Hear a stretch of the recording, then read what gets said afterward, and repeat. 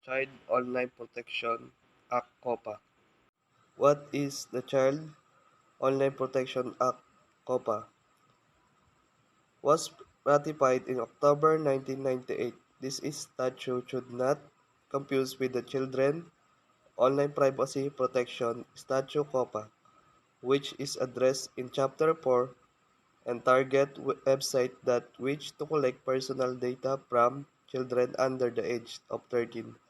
According to COPA, anyone understanding the nature of content in interstate of foreign trade by through the World Wide Web, any communication for commercial purposes that is as accessible to minors and contains content that detrimental to minors may result in a fine of up to $50,000, a maximum of 6 months in jail, or both. Parts of the Act stipulate the violation may result in fines of up to 150,000 per day. The law turn become a focal point for free speech advocates. It might have impact on both prospective clients and online vendors on graphic content, and in the end, it might establish guidelines for free speech on the internet. COPA backers Shipley, the Department of Justice, contended that the law upheld adult rights while shielding kids from internet pornography, but privacy advocacy organizations like Electronic Frontline Frontier Foundation, the ACLU, and the Electronic Privacy Information Center asserted that the wording was unduly ambiguous and restricted adult access to First Amendment protected content. The Supreme Court decided in Ashcroft v. American Civil Liberties Union in June 2004 after multiple hearings, appeals, and temporary injunction. The court made it clear the COPA was unconstitutional and could not be used to shield children from online pornography because there would be a potential for extraordinary harm and serious chill upon protected speech if the law went into effect. Internet filtering. What is internet filtering? Software known as internet filter can be used to prevent access to specified websites that are true to contain objectionable or inappropriate content. The most effective internet filters combine dynamic content filtering, URL, and keyword screening.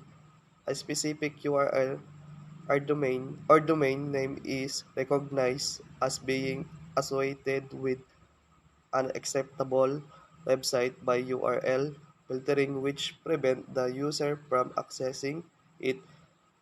Keyword filtering makes use the term phrases like sex, devil, and gambling, blocking website with dynamic content filtering, object analysis, and picture recognize are used to instantly access each web page, each web page's content before it displayed. Internet filters have the drawback of having the ability to block excessive amount of content, which prevent user from obtaining important information. Studies conducted by the Kaiser Family Foundation Consumer Report, the Free Expression Policy Project, and the San Jose Public Library revealed that filters prevent access to online databases and book catalogs, as well as a site that offer helpful information about policies, sex, health, and civil rights. Some companies decide to place filter on the laptop of their staff member in order to stop them from seeing websites that include acceptable content such as pornography. Workers who were subjected to such content against their will have compelling case of sexual harassment. Employees can prevent employees from wasting time on non-business related website by implementing filters. The best internet filters from home user in 2013, according to top 10 reviews, are McAfee, Family Protection, Net, Nanny, Parental Controls, and Safe ISIS. Internet safety software called Safe ISIS from internetsafety.com TM can filter YouTube videos, control the age, appropriate ratings, TV and TVPG for online TV, prevent the usage of media sharing apps that are used to download illegal music and videos. Additionally, internet software filters have been created to function on cell phone including that those made by Microsoft, Apple, and Android. This is a screenshot of Sale ISIS from Internet Safety. A different method of limiting access to website is to become a subscriber on an easy ISP that handles the blocking. Users do not need to update their software because the blocking happens through the ISP's server rather than through software that installed on each user PC.